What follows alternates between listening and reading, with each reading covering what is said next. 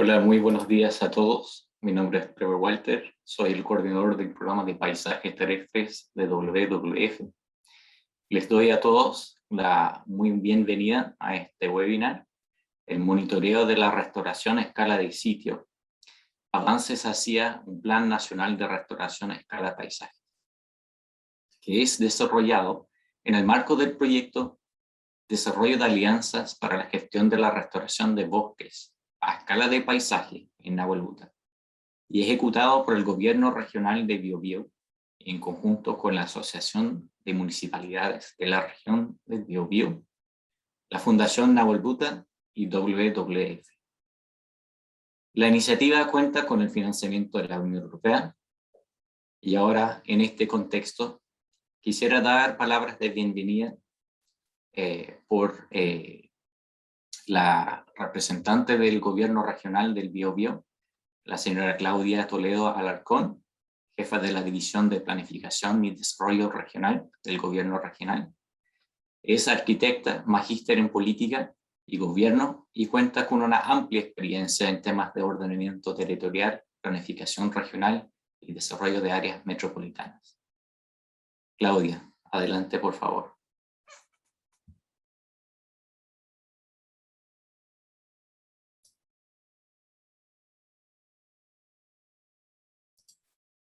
Claudia, ¿estás conectada?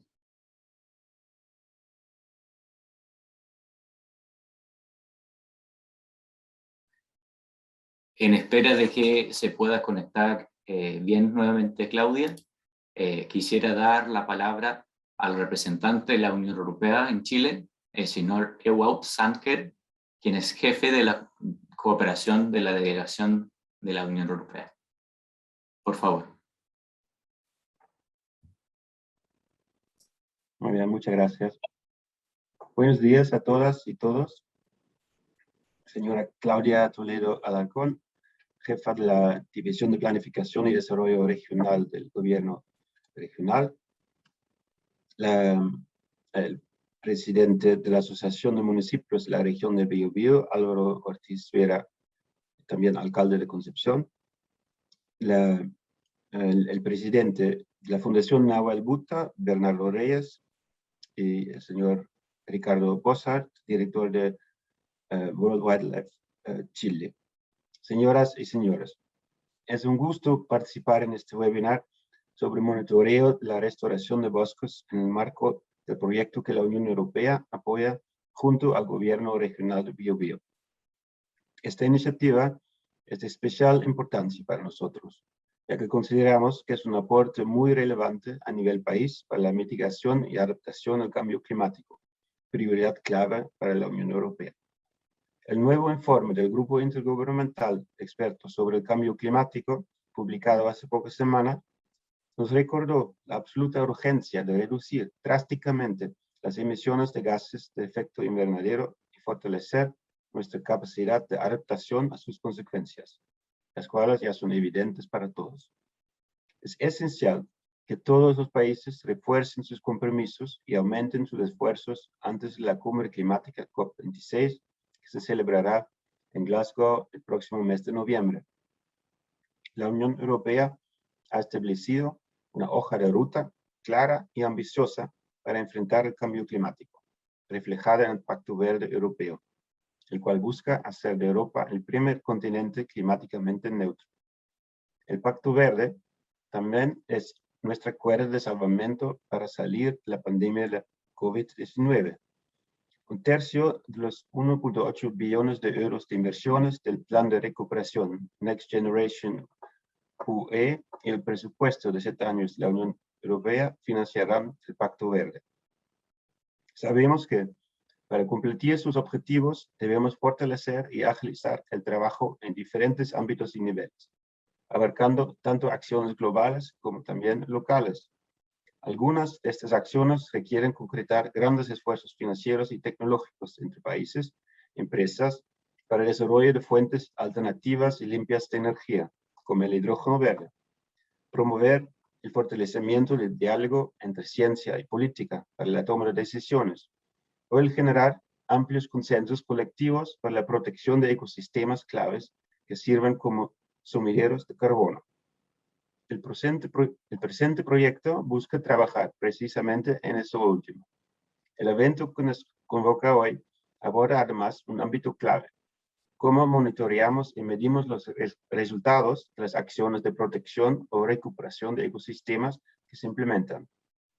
La guía que se ha desarrollado en el marco de esta iniciativa es la primera guía de monitoreo de restauración de bosques a nivel nacional y será sin duda un gran aporte al permitir unificar criterios técnicos y metodológicos para el monitoreo a largo plazo y brindar orientaciones generales para el desarrollo de planes de monitoreo de la restauración de bosques. Estimados, sabemos que el cambio climático y la degradación del medio ambiente son una amenaza existencial a la que se enfrentan Europa y el resto del mundo. Solo el trabajo colectivo que integre a todos los actores y enfrente no solo la mitigación, sino que también la adaptación, nos permitirá hacer frente al mismo. Es por esto que desde la Unión Europea agradecemos el trabajo que el gobierno regional del Biobío junto a WWF y demás socios están desarrollando y reafirmamos nuestra disposición a seguir colaborando junto al gobierno y la ciudadanía para fortalecer la acción climática en Chile. Muchas gracias por su atención. Muchas gracias, señor Sanker. Ahora quisiera pasar la palabra nuevamente a la señora Claudia Toledo Alarcón, jefa de la División de Planificación y Desarrollo Regional del Gobierno Regional Biobío. Claudia. Gracias. Bueno, hola, buenos días. Saludos a todas y a todos. En realidad, ustedes saben, recién hace poquito nos estamos incorporando a esta nueva gestión, hace un mes y algo aproximadamente. Sabíamos que estábamos en este rodaje, en este trabajo que ya se venía desarrollando hace un par de años, que consideramos que es relevante relevar esta alianza virtuosa entre distintos actores, tanto públicos como privados, y la sociedad civil, que en realidad está siendo ejemplo incluso a nivel mundial. Ayer estuvimos en otra actividad donde se relevó esta alianza virtuosa que se está generando en torno a este proyecto en particular, y que en realidad releva fundamentalmente el paisaje como un elemento de unión entre todos estos actores que de alguna forma interactúan en este espacio, como una forma de relevar la identidad y el arraigo como una clave para el éxito de esta propuesta de gobernanza, de este trabajo virtuoso que se ha llevado durante este tiempo. Y en realidad eso es lo que nos interesa de alguna forma destacar desde el gobierno regional. Además, contarles que próximamente, esperamos en un par de semanas más, dentro de este mes, estaremos conformando un comité regional de medio ambiente, en donde esperamos, por ejemplo, con este tipo de proyectos, poder de alguna forma, no solamente con este ejemplo en particular en este territorio, sino que para toda la región, ocuparlo como base para poder de alguna forma replicar modelos como este en otros territorios que pueden tener la misma característica, el mismo nivel de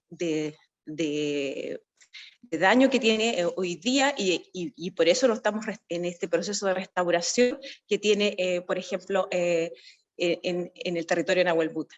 Bueno, eso es agradecer este trabajo, destacarlo, que se ha llevado durante todo este tiempo, agradecer también a los equipos nuestros del gobierno regional, a los equipos también que han participado desde otras entidades, a la sociedad civil que ha estado presente en este tema, bueno, y a todo el apoyo de la WWF en todo este tema, y que esperamos, y ayer estuvimos conversando aquí también con Jorge, esperamos ver cómo podemos generar nuevas alianzas para asumir nuevos desafíos, sobre todo, como les digo, en este tema de que queremos instaurar este comité regional de medio ambiente. Así que muchas gracias, esperamos que sea una jornada fructuosa, en donde podamos conocer estos nuevos, este desafío que asumió la región en este territorio en particular. Así que muchas gracias, y agradecía la invitación de poder dar estas palabras de inicio,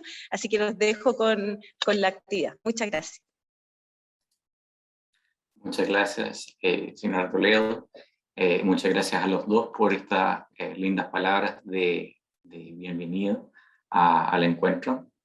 Ahora, en el contexto del proyecto, quisiéramos exhibir un video para que conozcan un poco más el territorio y el trabajo que se ha ido realizando estos últimos años.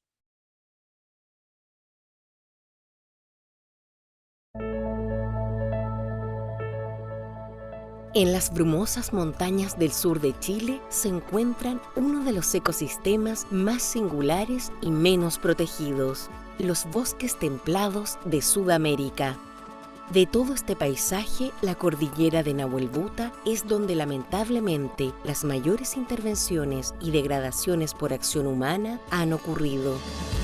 De estas inquietudes nace el proyecto Desarrollo de Alianzas para la Gestión de la Restauración de Bosques a Escala de Paisaje en Nahuelbuta, que busca generar alianzas orientadas a restaurar y proteger los paisajes boscosos de Nahuelbuta. El proyecto construye una hoja de ruta para orientar las acciones colectivas para la protección y restauración de los tesoros bioculturales de Nahuelbuta.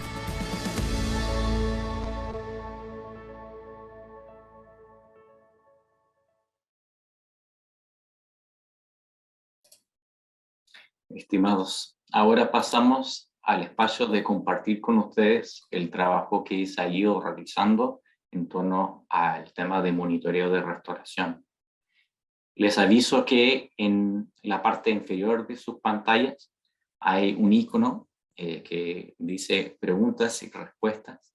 Así que durante este webinar les alentamos a compartir sus preguntas para esta y las siguientes presentaciones en el espacio, donde podríamos ver la forma de poder responderle concretamente al final de este webinar.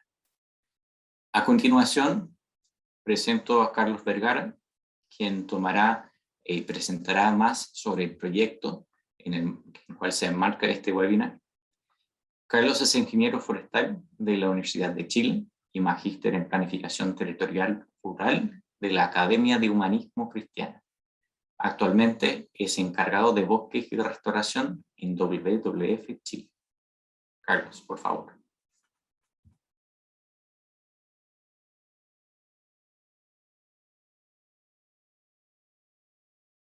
No te estamos escuchando, Carlos.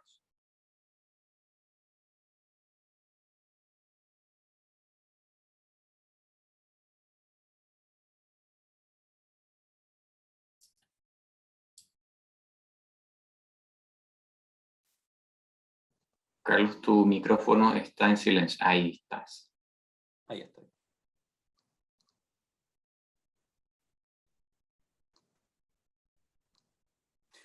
Bueno, buenos días a todos.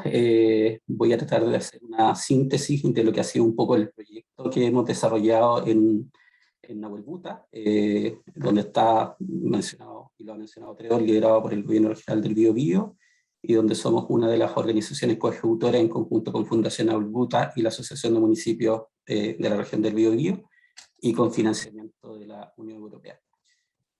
Quisiera partir un poco del por qué Nahuelbuta. Nahuelbuta, digamos, es un paisaje que está inserto dentro de uno de los 35 ecosistemas prioritarios de conservación a nivel mundial. Este paisaje, esta ecorregión es la ecorregión valdiviana, y Nahuelbuta se encuentra inserto en la cordillera de la costa entre la 8ª y 9ª región. Tiene un área aproximada de 1,1 millones de hectáreas, y es justamente ahí donde el proyecto está haciendo su bajada. Algunos temas que yo creo que son importantes relevar de esta cordillera o de este paisaje es que existen altos niveles de biodiversidad y endemismo, y esto se debe principalmente a que hay un traslape justamente entre los bosques mediterráneos que están hacia el norte y los bosques siempre verdes que se empiezan a generar al sur de este paisaje.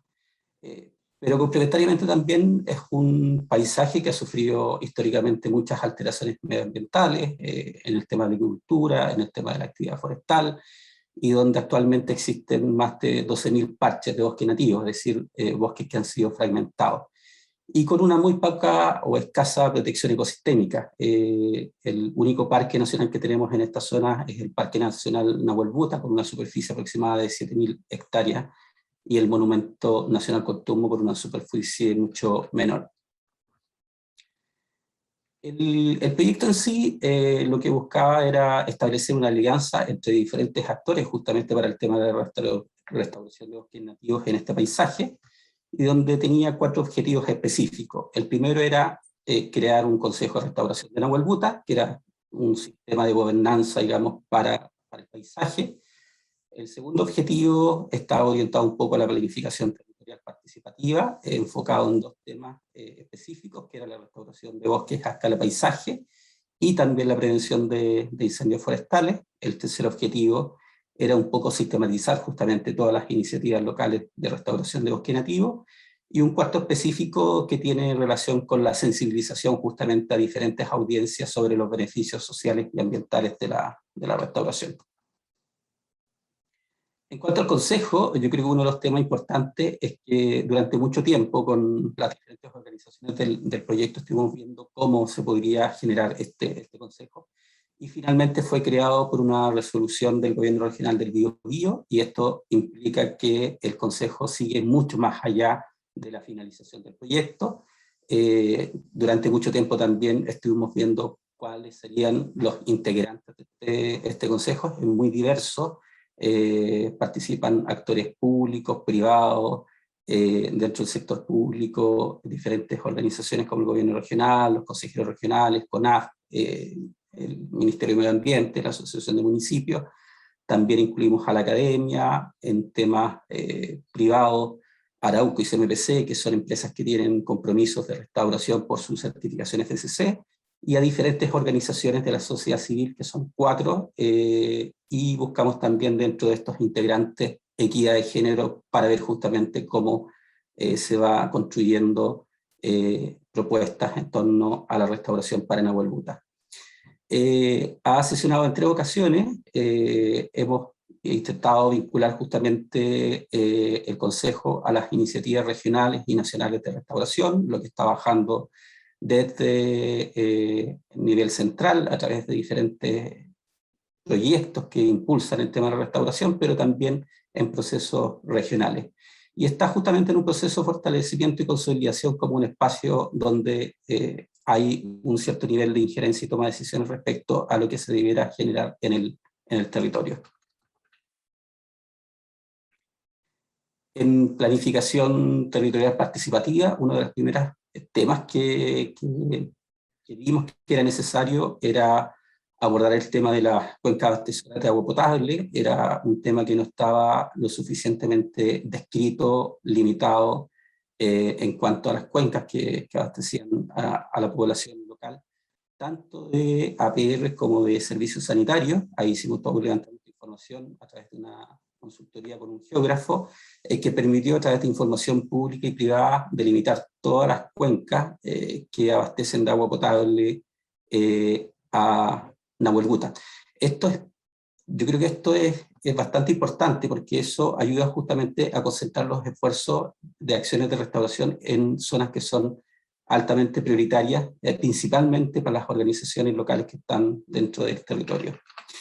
Ahí se crearon índices de erosión, se crearon también índices de degradación y también de sequía. El estudio va a estar disponible o está disponible dentro de la página web del proyecto, y también la cartografía asociada a todo el levantamiento de información que hicimos de las cuencas en Nahuel Buta. Pero complementariamente también existe un trabajo que estamos desarrollando que está en la fase final, que es identificar justamente las áreas prioritarias de restauración de bosque nativo, donde se debieran generar las acciones de restauración considerando la existencia de especies de flora y fauna con problemas de conservación, las cuencas abastecedoras de agua que anteriormente les había mencionado, zonas proclives justamente a deslizamiento, el tema de la visibilidad, que para el territorio de Nahuel Buta es bastante importante porque está muy asociado al tema del turismo, está el tema de los corredores biológicos y conectividad de bosque asociado principalmente a temas de biodiversidad, y esto está en un proceso de validación con una organización local que se llama CIRE en Nahuel Buta. Y complementariamente también para las organizaciones locales del territorio, a partir de los incendios a nivel nacional de temporada 2016-2017, se identificó el tema de la prevención de temas prioritario para Nahuel Buta. Nahuel Buta no fue muy afectado por los incendios en esa temporada, pero sí existía justamente interés de las diferentes organizaciones de que eso no pasara en su territorio. Y ahí es donde se está identificando justamente áreas prioritarias para la prevención de incendios. Eso lo está desarrollando la Asociación de Municipios en conjunto con el CREA de la Universidad Católica de Santísima Concepción. Y algo que yo creo que es importante dentro de esta identificación de áreas prioritarias es que se estén identificando áreas prioritarias en áreas naturales, que es complementario a lo que hace un poco el sector público y privado a nivel nacional, donde las prioridades están puestas en la vida humana y en la infraestructura. Lo que nosotros buscamos en Nahuel Buta es identificar cuáles son las áreas naturales que son necesarias de prevenir que se produzcan incendios, porque eso generará un impacto social o ambiental muy fuerte para el sector. Por ejemplo, si se llegara a quemar una cuenca abastecedora de agua o un sitio donde existe una especie con peligro crítico de extinción. Esto viene un poco tomando la información y el trabajo que desarrolló Bioforest, en donde identificó áreas prioritarias para la conservación de Nahuel Buta. Ellos identificaron a través de Marsan aproximadamente 361.000 hectáreas de áreas prioritarias para la conservación. Y lo que nosotros hemos tomado a partir de eso es cómo esto lo transformamos en las áreas prioritarias donde se debiera restaurar bosque nativo. Es un proceso que estamos en proceso de culminar y de validar. Y yo creo que lo importante de esto es que este proceso tiene información muy importante desde el punto de vista científico, pero también las unidades con las cuales estamos trabajando son unidades muy específicas. Son cuencas en las cuales tienen una superficie promedio de 46 hectáreas. Si las consideramos, por ejemplo, con la información pública que tiene la Dirección General de Agua, esto llega aproximadamente a las 30.000 hectáreas por unidad. Entonces, el nivel de detalle justamente que podemos llegar a identificar las áreas prioritarias es muy específica. En tema de incendios, estamos justamente identificando, en conjunto con la Asociación de Municipios y el CREA, como lo había mencionado, todas las áreas prioritarias donde existen espacios naturales que son necesarios de proteger.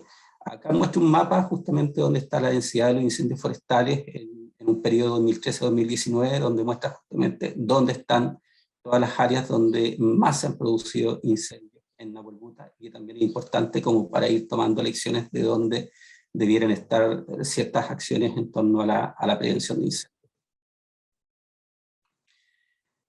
En sistematización de iniciativas de restauración hemos hecho un trabajo un poco titánico de poder justamente identificar y cartografiar con apoyo justamente de todas las instituciones que están ahí, todas las iniciativas de restauración que tienen Nahuel Buta, esto a través del traspaso de información de sector privado como es CNPC y Forestal Arauco, y también del Ministerio de Medio Ambiente, e iniciativas que se han generado a través del proyecto de la Unión Europea del Gore Biobío. Y ahí están justamente las superficies que tenemos cartografiadas a nivel de Nahuel Buta, donde actualmente llevamos una superficie restaurada en conjunto de todas las organizaciones de 2.056 hectáreas. Todo esto va a estar disponible y más adelante va a ser presentado a través del geoportal para que tengan mayor información respecto a este avance en temas de restauración en el paisaje de Nahuel Buta. Este es el geoportal que será presentado más adelante y donde están cada una de las iniciativas que hemos catastrado, gracias al aporte, digamos, de CMPC, de Arauco, del Ministerio de Medio Ambiente y el levantamiento de información de las iniciativas del proyecto de la Unión Europea que levantó Fundación Nahuel Buta. En sensibilización se han hecho varias actividades, lamentablemente el tema de la pandemia, el tema del conflicto social durante finales de 2019 complicó un poco todo el trabajo, un poquito más comunitario, pero en el año 2019 se hizo la restauración Huaytripantu, que en conjunto con varias organizaciones locales se empezó justamente el proceso de restauración a nivel de algunas iniciativas piloto. En todo el proceso de la construcción del Plan Nacional de Restauración se hizo el proceso de capacitación a comunidades locales para que pudieran participar en igualdad de condiciones con las otras organizaciones que participaban a nivel regional. Se hicieron varias iniciativas de pilotos de restauración con comunidades locales durante el 2019, 2020 y durante el 2021. Y vinculación con diferentes tipos de voluntariados que ayudaron justamente a la implementación de estos pilotos de restauración. Complementariamente también talleres ambientales que se desarrollaron en escuelas, fomentando un poco el tema de la importancia de la restauración de los bosques y las implicancias sociales y ambientales que eso produce. Creamos un boletín que se llama Nahuel Buta. Llevamos 5 ediciones de este boletín y la idea es que en un lenguaje coloquial pueda ser entregado justamente a las organizaciones locales del territorio.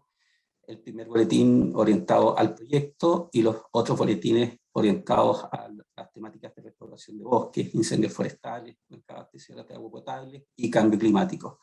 Estos boletines los desarrollamos junto con varias organizaciones socias del proyecto y lo que busca un poquito es empezar a colocar en las organizaciones locales información un poco científica, pero en un lenguaje un poco más coloquial.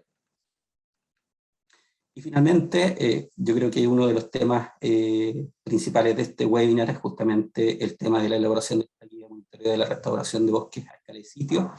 Nos hemos dado cuenta que el monitoreo es justamente uno de los importantes dentro de lo que es la restauración de bosques y que ayuda justamente a hallar una contabilidad efectiva respecto a los aportes que tiene el país en compromisos internacionales. Pero más allá de eso, establece metodológicamente cómo diferentes organizaciones públicas y privadas pueden apoyarse en esta guía para tener proyectos exitosos en temas de restauración. Eso es por mi parte, Trevor. Muchas gracias. Muchas gracias a ti, Carlos. Ahora quisiéramos pasar a abrir un espacio justamente sobre el tema de monitoreo, donde tenemos 2 experiencias, una pública y una privada, sobre el monitoreo de la restauración. Primero presentará Pablo Ramírez sobre la experiencia de monitoreo en el contexto de una empresa privada, y después Patricio Salinas, que presentará experiencias de monitoreo desde el ámbito público. Pablo es ingeniero forestal de la Universidad Austral de Chile y doctor en conservación biología del State University of New York, y actualmente se desempeña como investigador en el manejo ecosistémico en Bioforest, empresa de investigación del Grupo Arauco, vinculada a proyectos de hidrología forestal, conservación de especies amenazadas, planificación a escala de paisaje y restauración ecológica. Adelante, Pablo. Tienes 15 minutos y te estaré avisando cuando te quedan unos 2.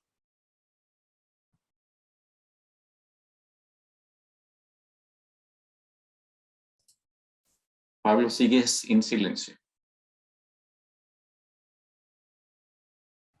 Un clásico de partir en silencio las presentaciones. Muchas gracias, Trevor, y a todos por la invitación. No es mucho el tiempo que tenemos. Aquí me interesa contarles algo, sobre todo sobre las técnicas que hemos venido utilizando para monitorear un proyecto que es bastante grande. Hay un esfuerzo que es bien titánico y a veces incluso apabullante. La empresa en la que trabajo, que es Bioforest, es la empresa de investigación que tiene el grupo de Arauco. Entonces, lo que se ha definido Arauco, al alero, como bien decía Carlos, es un compromiso de restaurar una superficie que aparece ahí, es superior a las 25.000 hectáreas, donde se detectó sustitución de bosque nativo por plantaciones.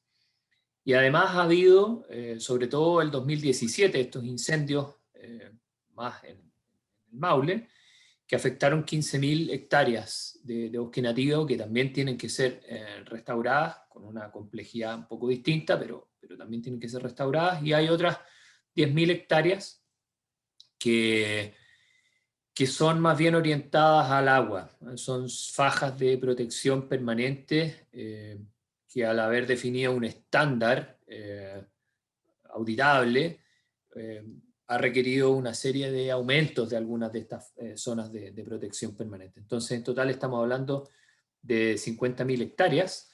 Se distribuyen, si vamos a las 25.000 estas de sustitución, se fijan, hay una distribución que no es homogénea de esta superficie. Más hacia el Maule se concentra el 60%, un poco más del 60%. Luego sigue la región de los ríos y en el Ñuble y en el Biobío no tanto. Esto es poco por el proceso histórico de sustitución. Y lo que nos convoca, digamos, que es Nahuel Buta, no concentra una superficie tan grande. Si se fijan, son 1.700 hectáreas detectadas con sustitución. Ahora, si uno quiere,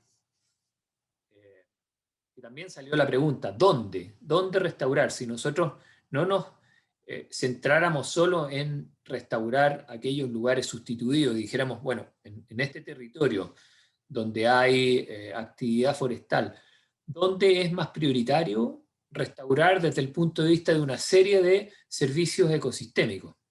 Desde lo más biológico, de la biodiversidad, pasando por el agua, hasta temas ya más incluso culturales, ¿no? Pasando por recreación, educación. Entonces, si uno pone una serie de elementos y los mapea en el territorio, y es algo que hemos venido haciendo permanentemente con la ayuda de la academia, que bueno, ha participado el Instituto de Ecología y Biodiversidad, permanentemente tenemos mapas que nos dicen, y lo que aparece ahí en rojo, dónde están los lugares más prioritarios, no solo para restaurar, sino que también para conservar. Aquí no, tenemos que nunca perder de vista que no sacamos nada con restaurar si no estamos conservando lo que va quedando.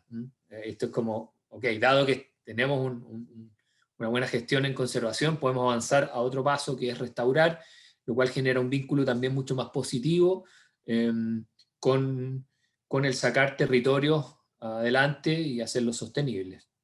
Entonces, tenemos estos mapas, hemos hecho ejercicios en Nahuel Buta y otros, y esto está permanentemente actualizándose de manera que tengamos una guía de dónde conviene, y a eso quiero agregar algo, dónde conviene y por qué conviene. O sea, cuando tomamos la decisión de restaurar un lugar, estamos viendo el por qué elementos. ¿Es por flora o fauna amenazada? ¿Es por agua? ¿Es porque hay actividades de recreación o de identidad cultural? Hay una suerte de elementos que te fijan algo muy importante, que es el objetivo.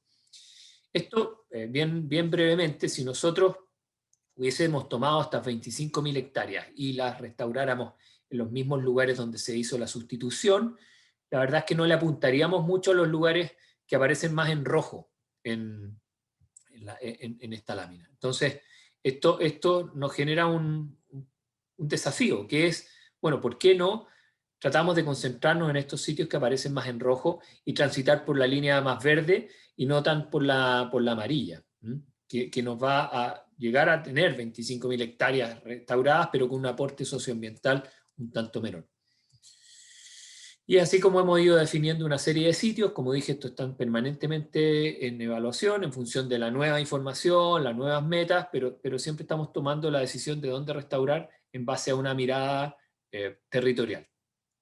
Incluye biodiversidad, una serie de servicios ecosistémicos y obviamente también algo muy relevante, los costos de implementar esto, de lograrlo.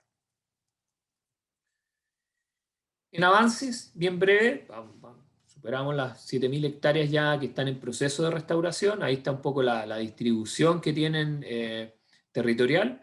Ha habido un buen avance en cuanto a lo sustituido, pero tomando lo anterior, no pensemos que en la zona de Nahuelbuta nos debiéramos quedar con esta superficie, dada la relevancia que tiene Nahuelbuta para un montón de elementos, entre ellos la conservación. Por lo tanto, si uno puede quizá haber detectado que hay una cierta superficie sustituida después del 95, uno pudiera apelar a metas mayores, ¿no? Por lo tanto, es simplemente una guía de cómo va el avance en cuanto a superficie. Y este gráfico nos plantea como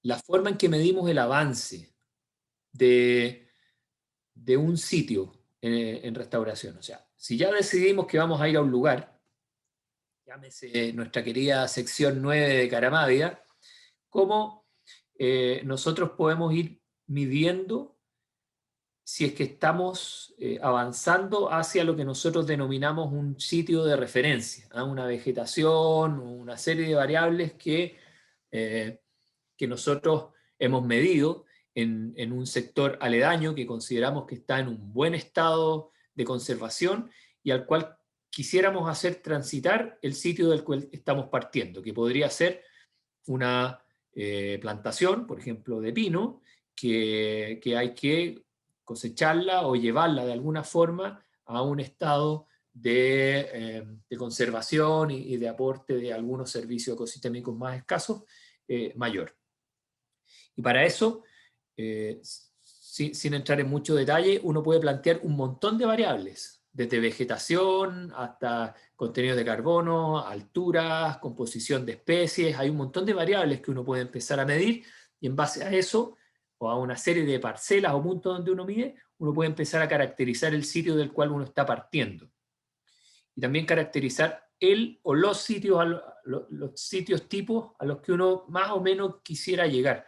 Aquí pongo dos referencias, ¿no?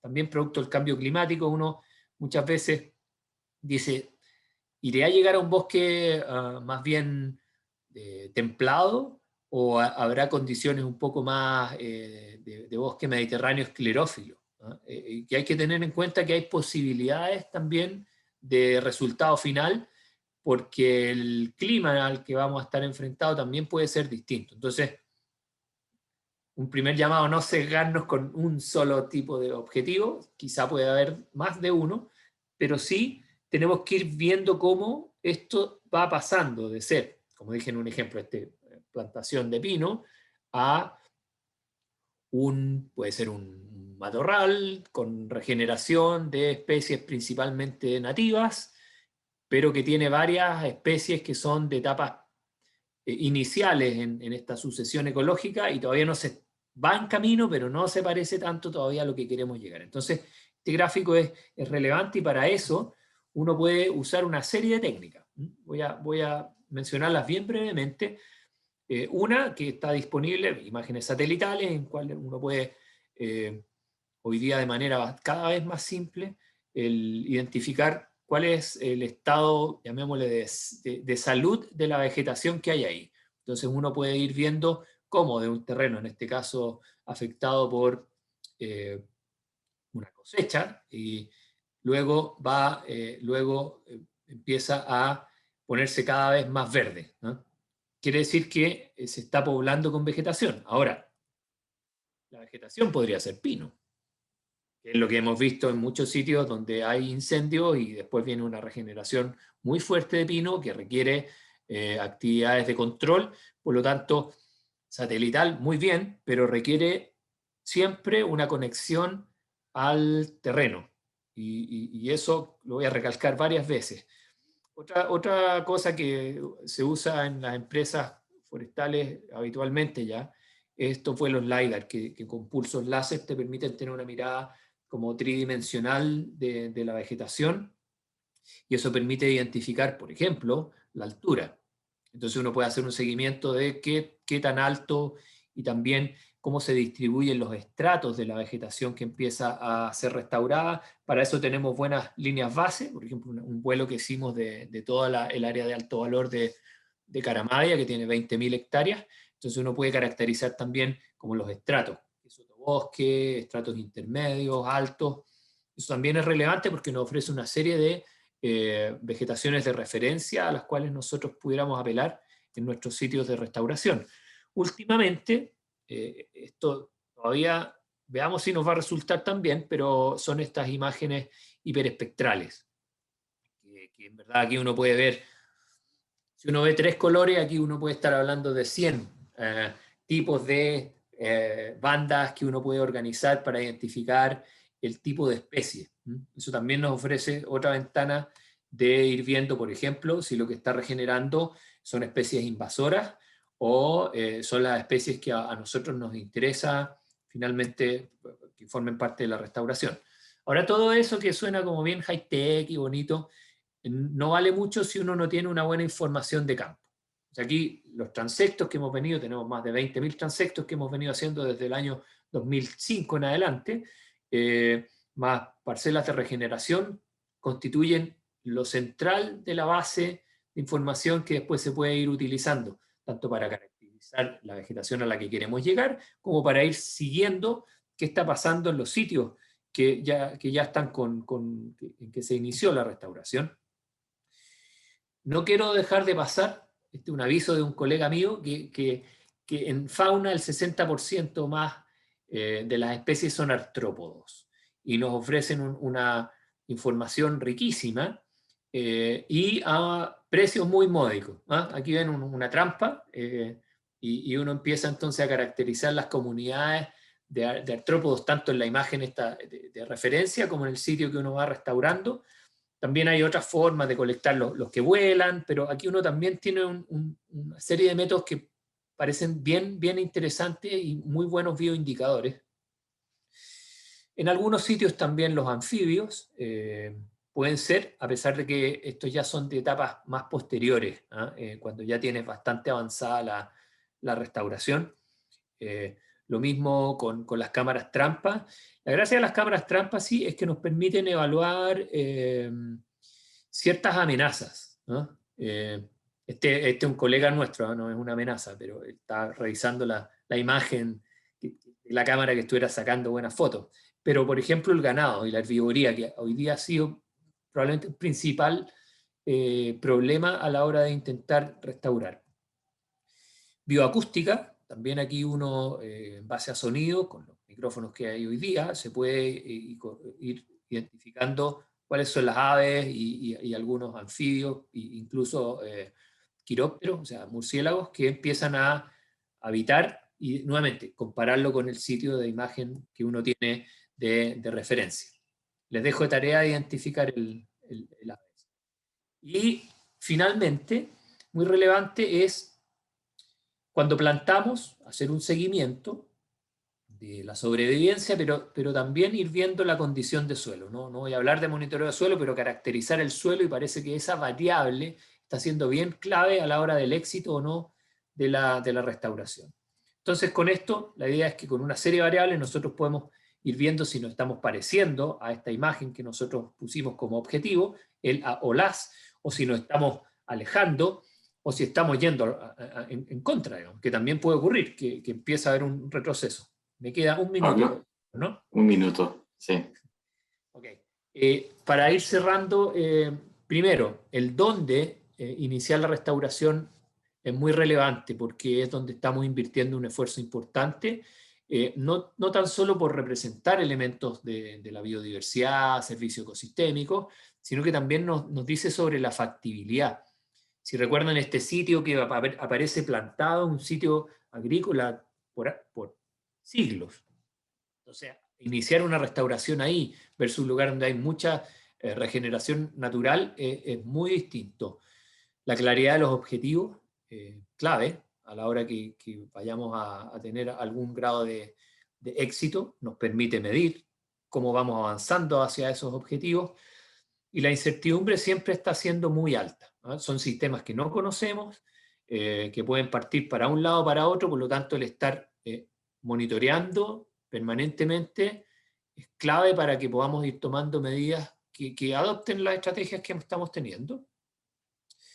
No sé, un ejemplo ahí es que la plantación nos ha ido muy mal, pero con la regeneración natural muy bien, pero las invasoras son problemas. Entonces todas esas cosas tenemos que estarlas evaluando. Y finalmente, estos son proyectos, y esto queda como una inquietud, son proyectos de largo plazo, que en vida probablemente no los vamos a ver llegar a término. Ojalá los dejemos en un buen camino, y eso significa un compromiso colectivo de largo plazo. Aquí no puede haber individualidades.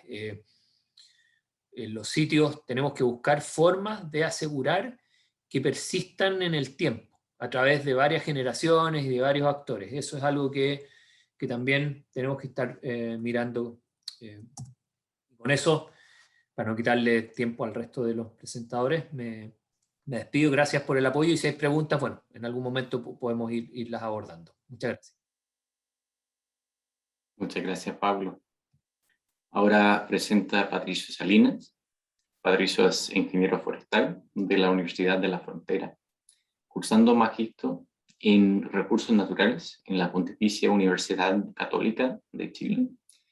Desde el año 2004 es funcionario de CONAF Magallanes, ocupando varios cargos y responsabilidades en la institución.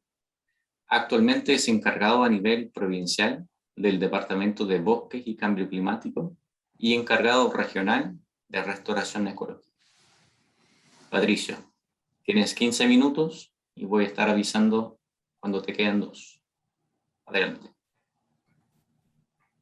¿Se ve bien? ¿Me escuchan bien? ¿La presentación está en modo presentación o no? No veo bien acá. No, estamos viendo el modo Ahí está. Bien. sin presentar. Sí. Ahí, perfecto.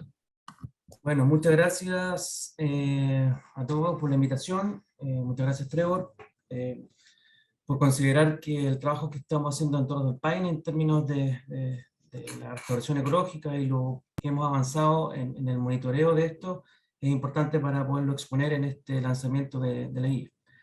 Así que bueno, para comenzar, la presentación lleva por título Acciones de monitoreo de la restauración ecológica en el Parque Nacional Torres del Paine.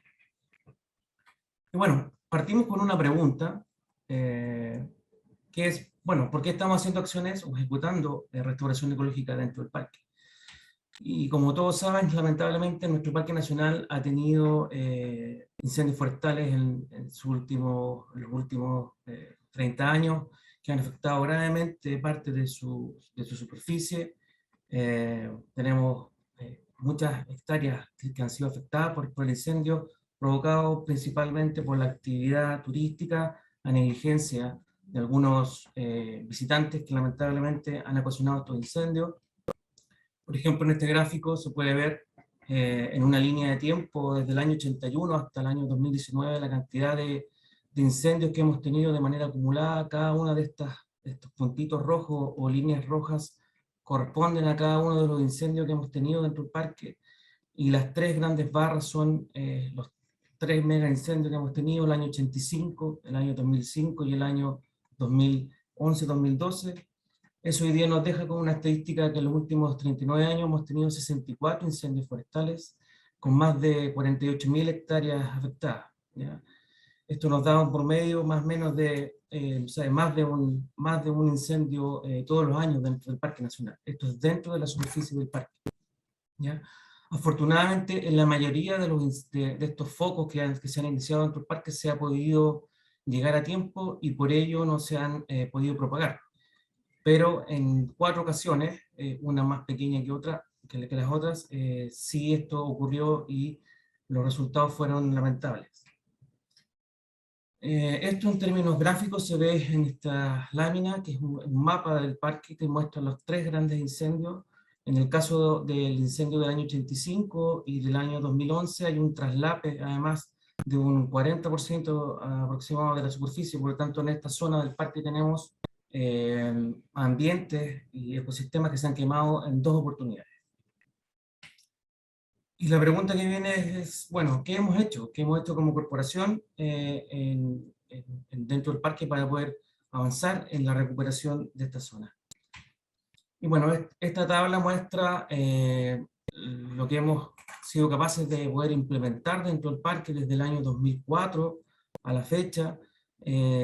Hoy día hemos logrado, o podemos decir que tenemos más de 1 millón de plantas plantadas dentro del Parque Nacional.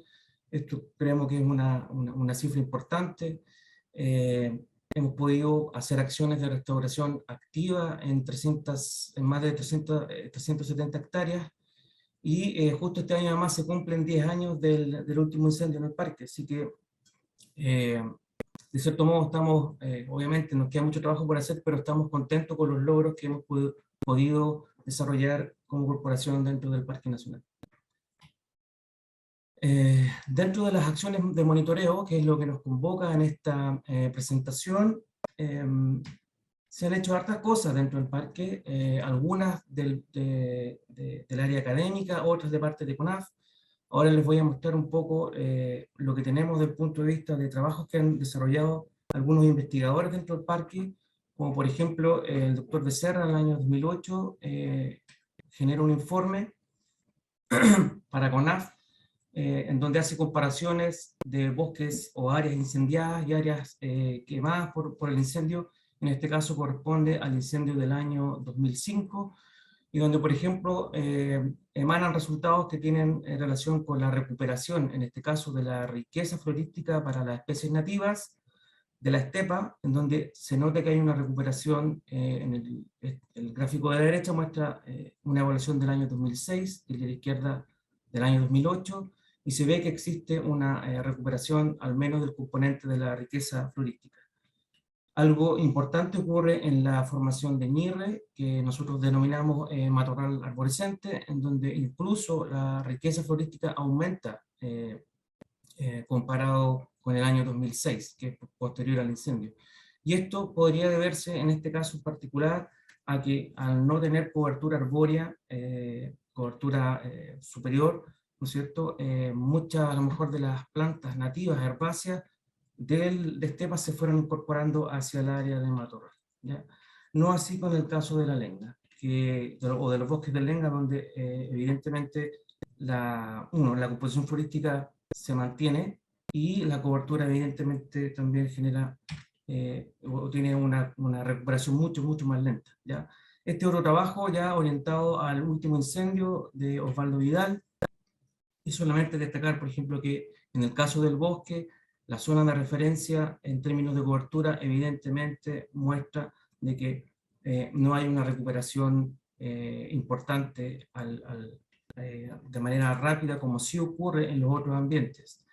Este otro trabajo de profesor Arellano con Patricio Valenzuela muestra, por ejemplo, un seguimiento que hicieron ellos para el mismo incendio del año 2011, en donde lograron determinar que en el caso, por ejemplo, de los ecosistemas de estepa y los ecosistemas arbustivos, existe una recuperación bastante rápida, llegando casi a un 80% de la cobertura, ¿ya? En un periodo breve de tiempo. No así en el caso de los bosques. Bueno, todo esto a nosotros como CONAF nos ha dado un poco de pauta para ir trabajando, y también nuestras observaciones en el terreno nos han dado cuenta de que afortunadamente el parque es un ecosistema resiliente, ¿ya? Esta es una foto del incendio del 2011, donde se ve la recuperación bastante importante de en este caso, vegetación asociada principalmente a especies como ñirre, notro, leñadura, etc. Ahora, nosotros como CONAF, dentro de lo que es este esquema que muestra las etapas que debería tener una restauración ecológica, y como vieron en el gráfico anterior respecto de la tabla con todas las plantaciones, ahí pudieron ver que partimos haciendo acciones en aquellos años de reforestación, en el año 2004, 2005, etc. Y por ello nosotros hemos, quizás dentro de este esquema, empezado a trabajar más desde la planificación y la implementación, ¿ya? De todas formas, hemos hecho muchos monitoreos. Tenemos bastantes monitoreos asociados principalmente a conocer el éxito de nuestras plantaciones en términos de la sobrevivencia de las plantas y el desarrollo que han logrado estas. Además, hemos ido probando distintos tipos de condiciones de plantaciones en núcleo, variando en la cantidad de plantas, con 100, ahora estamos trabajando con menor cantidad de plantas por núcleo, con la incorporación de los tubos o los shelters, ¿ya? Ese tipo de monitoreo es el que hemos podido desarrollar. Y solo este último año hemos logrado poder implementar en el sector de Laguna Azul un sitio de referencia, el cual ya nos arrojó un mapa de fustes que hace muy pocos días pudimos plantar en 1 hectárea de bosque dentro del mismo sector, siguiendo este mismo patrón espacial.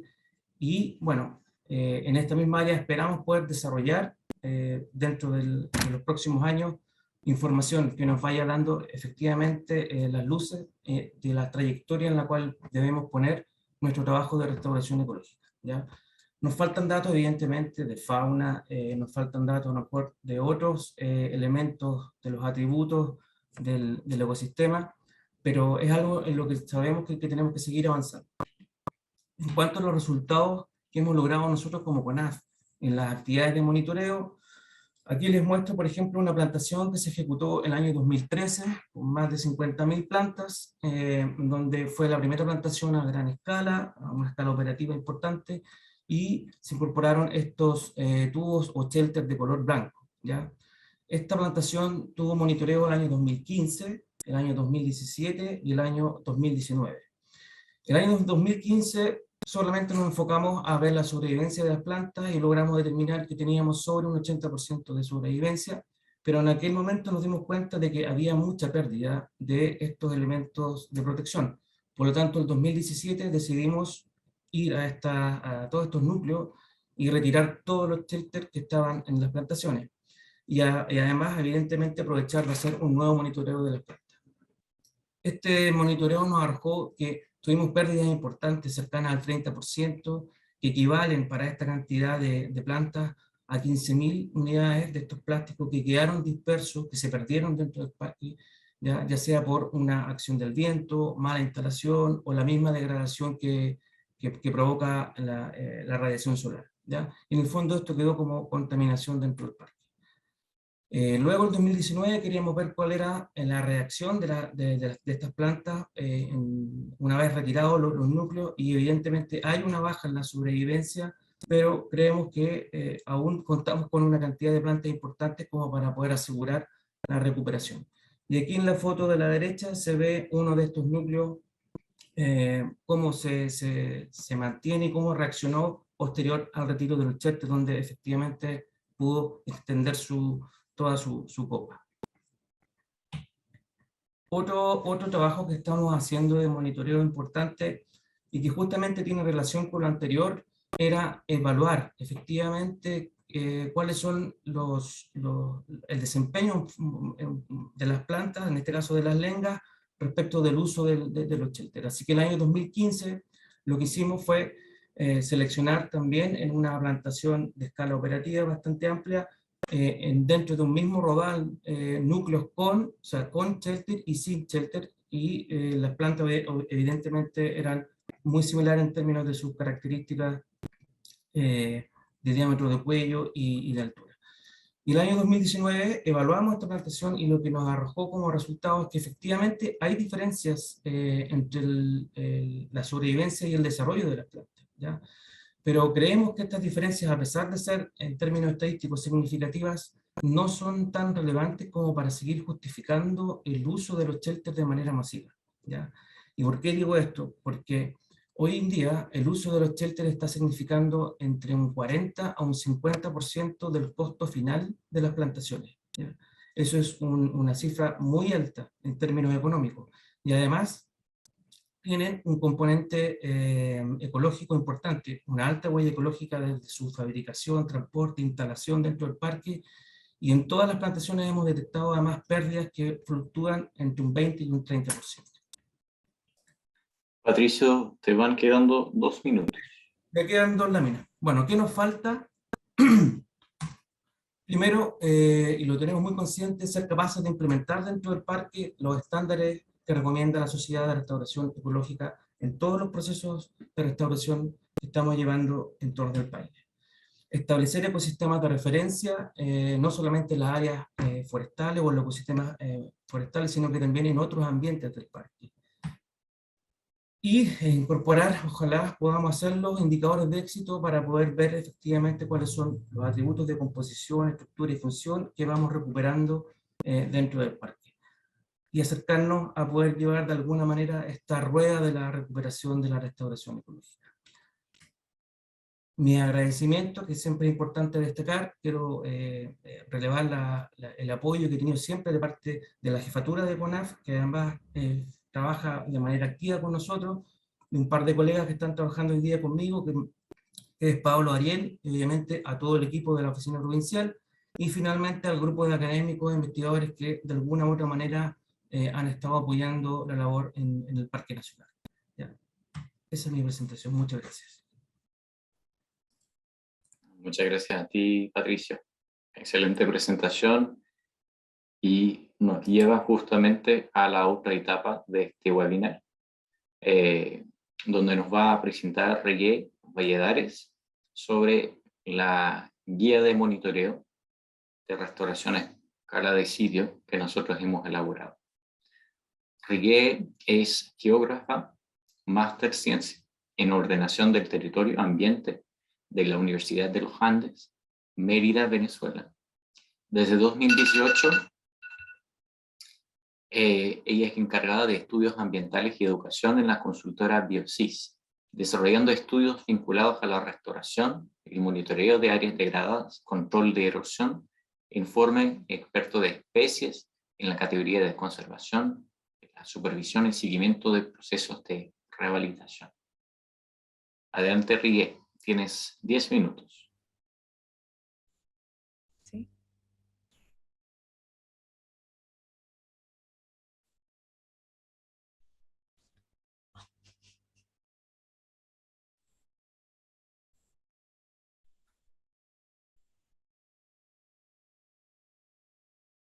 Perfecto, estamos viendo la presentación. Buenos días a todos los presentes.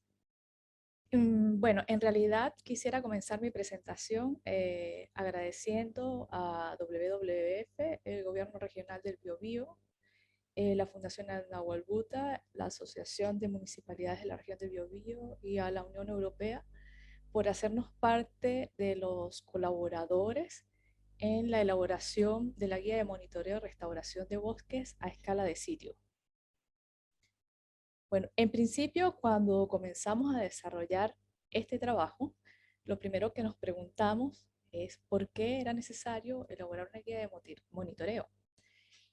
Y esencialmente coincidimos con la bibliografía y con la experiencia que nos mencionaban distintos actores, es que evidentemente existen varias iniciativas de restauración en el país, pero no es una práctica común realizar el monitoreo de la restauración de bosques.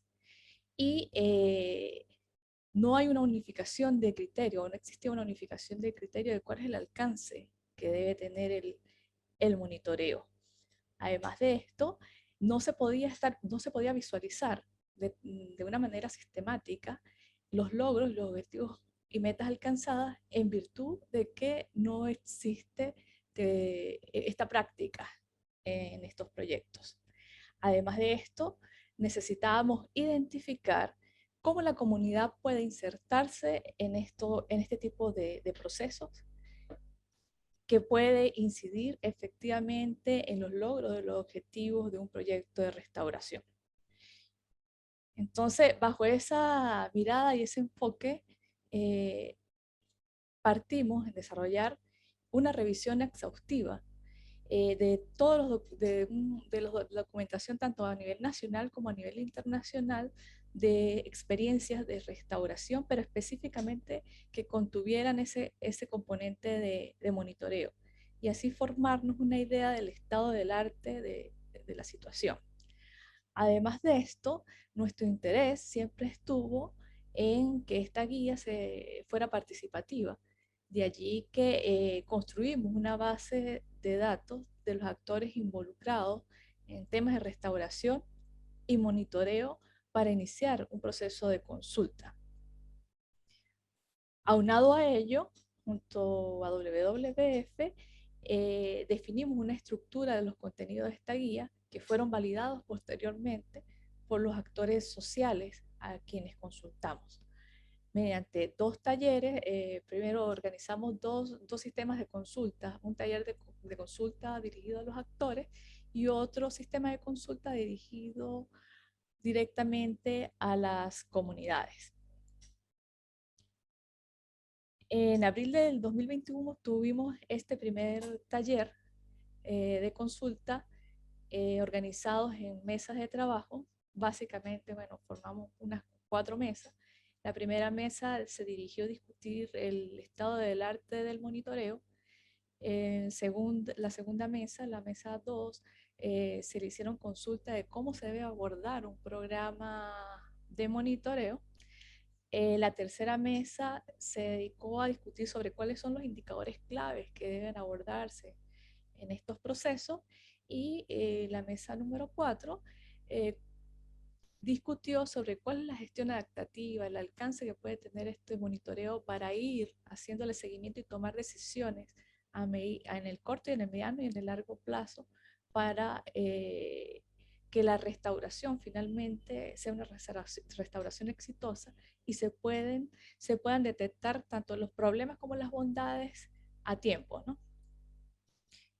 Lamentablemente, la consulta de las comunidades no se pudo hacer en un taller como este debido a las restricciones establecidas por la pandemia. Sin embargo, se consultaron uno a uno algunos representantes de las comunidades. Las comunidades nos expusieron su experiencia en los proyectos de restauración, alguna que otra acción de monitoreo que ejecutaron desde su localidad por alguna motivación, las expectativas que ellos tienen de participar en este tipo de proyectos y cómo pueden ser sostenibles en el tiempo con la participación de las comunidades.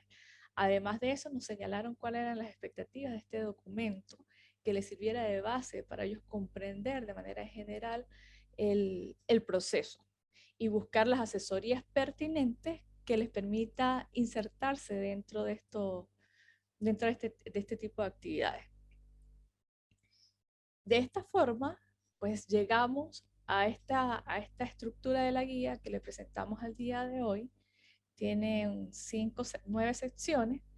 Entre la sección 3, 4 y 5 está el grueso del documento.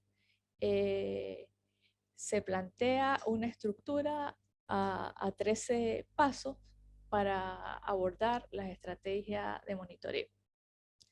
En principio, la guía se introduce el tema haciendo referencia a los conceptos básicos de restauración, a la importancia del monitoreo y sobre todo relevando cuál puede ser la participación de las comunidades en cada una de las actividades que involucra este proceso de monitoreo. Asimismo, se señala a lo largo de la guía, bueno, a lo largo en esta sección, cuáles son las fortalezas y debilidades que existen en el monitoreo y se expone de que el monitoreo evidentemente debe formar parte de un proyecto de restauración. Cuando se diseña el proyecto de restauración debe estar ya inmerso esta etapa de monitoreo. Lamentablemente, organismos que financian estas iniciativas de restauración no contemplan generalmente el financiamiento del monitoreo. Muchos de estos proyectos no se logran consolidar debido a que no se hace seguimiento el seguimiento requerido para visualizar el éxito o el cumplimiento de los objetivos y metas definidas para la restauración.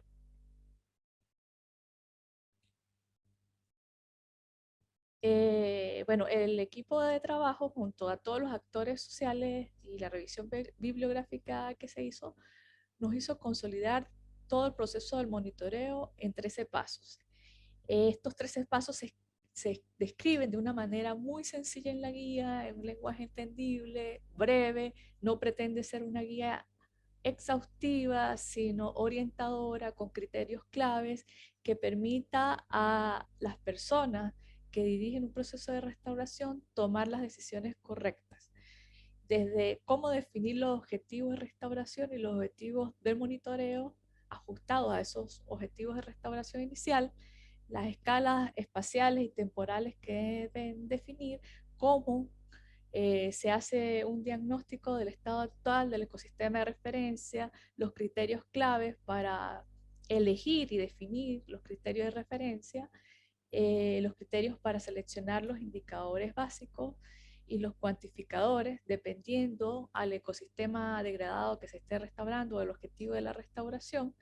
Se plantean en los anexos algunos instrumentos claves con algunos indicadores claves que pueden, por supuesto, ser adaptados a las necesidades de los indicadores seleccionados finalmente. Se plantean, bueno, los criterios de selección del muestreo y finalmente que toda esta información debe ser comparada. Los monitoreos sirven para comparar la situación inicial con respecto a la situación actual y tomar decisiones bajo un enfoque de gestión adaptativa. Toda esta experiencia debe ser documentada y divulgada. ¿Sí? 2 minutos. Sí.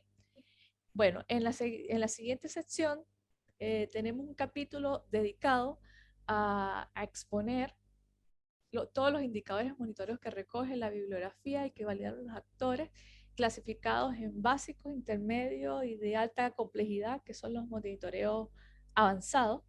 Y además de esto, se exponen ejemplos de los costos asociados para hacer este tipo de levantamiento. Se trata de ilustrar la guía con ejemplos de proyectos de restauración y monitoreo hechos a escala nacional a manera de ejemplificar cada uno de los conceptos que son abordados en esta guía. Bueno, finalmente, esta guía pretende llenar un vacío importante que hay en los procesos de restauración actualmente, que es el monitoreo, y esperamos que sea de utilidad y que permita monitorear de manera sistemática todas las iniciativas de restauración que existan hoy y que se podían generar en el futuro cercano. Muchas gracias. Muchas gracias, Reggie. Y como indica Carlos, nosotros estaremos compartiendo los vínculos a toda la información de este webinar al final. A continuación, queremos dar la palabra a Marta González, Cledia Flores y Pablo Peña para que nos puedan contar sus comentarios sobre la restauración del monitoreo y esta guía. En primer lugar, Marta González. Marta González es ingeniera forestal de la Universidad de Chile, magíster en Ciencias Forestales de la Universidad de Concepción, investigadora del Instituto Forestal desde el año 2019 y coordinadora desde 2015 del Centro Tecnológico de la Planta Forestal en la sede Biobío del ENFOR. Es investigadora de la línea de restauración y manejo epistémico de recursos forestales nativos y actualmente es presidenta de la Red Chilena de Restauración Ecológica. Marta, tienes 8 minutos. Hola a todos y todas, gracias por la invitación. Bueno, ya lo dijo Riquet y usted en general que el tema del monitoreo siempre va a ser un elemento clave de las acciones de restauración que podamos ir implementando. Existen diversos esfuerzos, hay bibliografía, ¿no es cierto?, que da cuenta de la importancia del monitoreo y un poco tratando de entender a dónde apunta el trabajo que se está presentando de esta guía. yo creo que hay un tema súper clave que en otras quizás no se consideraba y que tiene que ver con el aporte que puedan tener las comunidades y cómo se incorporan en este proceso y se hacen partícipes de los resultados que se van generando. Ese es un tema que quizás de nuestra desviación académica, ¿no es cierto?, o formación profesional, siempre nos fuimos por temas súper técnicos. Al inicio yo recuerdo que eran como estas típicas monitoreos morfológicos, ¿no es cierto?, supervivencia, y luego efectivamente fuimos avanzando en temas cada vez un poquito más complejos, ya nos metimos en fisiología, ¿no es cierto?, empezamos a incorporar a otros elementos ecosistémicos, la fauna, por ejemplo, pero claro, uno dice, ¿y dónde están los propietarios? ¿Dónde están todos los actores, ¿no es cierto?, que finalmente son los que están residiendo en los territorios? Y los que de alguna manera van validando también o ajustando a esta curva de ascenso hacia un ecosistema que estamos tratando de llegar. ¿Dónde lo incorporamos a ellos? Yo creo que ese es un paso, ¿verdad?, que muy valioso, súper rescatable de la guía. Y bueno, quizás como para facilitar todo este proceso, la transferencia hacia las comunidades de los distintos atributos que queremos ir evaluando en el tiempo y mantenerlos informados, seguro que es súper clave. ¿Ya? Entonces hay temas súper técnicos que es importante desarrollarlos, que obviamente nos van a permitir ir ajustando nuestros ecosistemas hacia donde los queremos llevar, pero no podemos dejar de lado justamente a las comunidades que formen parte de este acompañamiento, y porque además hay un tema de costos que no podemos obviar. Ellos son los que están en el territorio, ellos tienen que ver con la temporalidad en que ocurren distintas acciones o distintos eventos que nos pueden hacer variar nuestros resultados. Entonces, entre que van los investigadores, van profesionales o técnicos hacia el territorio, perdimos tiempo, hay temas de recursos asociados, entonces no es un tema no menor a considerar y por lo tanto yo creo que eso es súper importante rescatar. Y como experiencias de acciones de monitoreo hay varias en el país. O sea, voy a mencionar una que probablemente conocen, que tiene que ver con este sistema de monitoreo que ejecuta Infor con CONAF, CIREN y otras instituciones, en el donde, claro, hay distintos tipos de parcelas establecidas en ecosistemas a lo largo del país, en donde se están rescatando información súper valiosa quizás no tanto acciones de restauración, pero de cómo nuestros ecosistemas están siendo alterados. Por lo tanto, ya hay metodologías que se pueden ir implementando, obviamente algunas más complejas que otras, pero igualmente rescatables. Yo creo que principalmente van por ahí mis comentarios, Trevor, respecto a la importancia que obviamente tiene el monitoreo para cualquier proceso de restauración. Y obviamente el tema del tener los objetivos claros, el tema espacial, ¿no es cierto?, la temporalidad, cuándo se van a hacer estas distintas acciones de supervisión o monitoreo. Y la escala temporal es clave porque nos ayuda a tomar decisiones, sobre todo en ecosistemas. Recientemente salió una publicación en la que se están evaluando ecosistemas más longevos. Entonces la toma de decisiones con la frecuencia que se vayan haciendo estos monitoreos también nos permite ajustarnos, ¿no es cierto?, ajustar las curvas, ajustar para dónde tenemos que ir enfocando, tomar decisiones. Así que todos esos inputs son muy necesarios para ir mejorando nuestras acciones de monitoreo. Eso. Muchas gracias, Marta. Hay comentarios muy relevantes al tema y un desafío grande para ir viendo hacia dónde vamos. Ahora doy la palabra a Cleria Flores Reyes, quien es presidente de la agrupación de recolectoras de Nalca, de WEN, de ILEBU, organización con 7 años de trabajo colectivo en la producción de áreas de recolección, donde la trayectoria de la recolección es de más de 4 generaciones en su familia. Además, ha desarrollado un liderazgo destacando en su comuna, realizando inéditas restauraciones y un diálogo social con las empresas propietarias de predios, donde la recolectan para lograr la protección y restauración de estas áreas. Yo sé que tenías antes unas dificultades con conexión, pero me alegra que estés aquí con nosotros y te doy la palabra. Tienes 8 minutos en lo que quieras comentar. Bueno, mi nombre es Clea Flores, represento a una agrupación de recolectores de 65 familias y bueno, la generación mía, personal mía, de 4 generaciones, yo la cuarta ya, y todos nos hemos dedicado a la recolección. Bueno, antes que llegara la empresa acá al territorio, nosotros ya éramos recolectores, sobrevivíamos de los productos que daba la tierra. Ahora es un poco más difícil porque los espacios son muy pequeños los que lo han dejado las empresas y bueno, y la mayoría están plantados con monocultivos, lo que a nosotros se nos hace muy difícil poder extraer de ahí los recursos para nuestra familia, ya que no tenemos un trabajo y dependemos de lo que da la tierra, de lo que produce la tierra. Entonces, bueno, y hace 6 años que ya tenemos conversaciones con las empresas, por lo cual hemos avanzado y retrocedemos, porque así son las empresas, uno avanza un poco y retrocede, avanza 4 pasos y retrocede 5, y después volvemos de nuevo a creer en las empresas, y así hemos estado constantes estos 6 años. Lo que a nosotros como recolectores nos gustaría que pudiera haber con lo que trataban ustedes del tema de restauración, porque los lugares que nosotros recolectamos son puros humedales, donde de ahí sale el agua.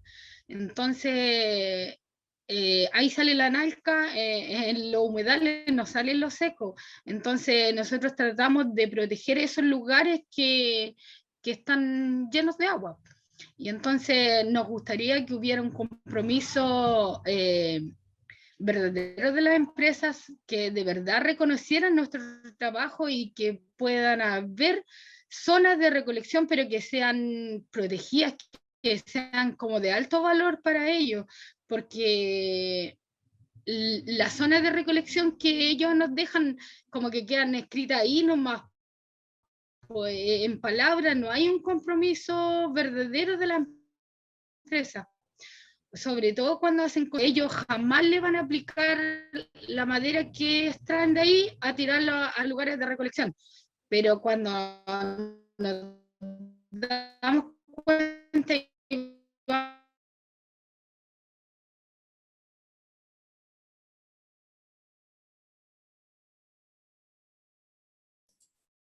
Cleide, no sé si nos escuchas, pero se cortó tu transmisión. Si es que nos escuchas, te recomiendo que apagas el video para poder seguir hablando más claramente.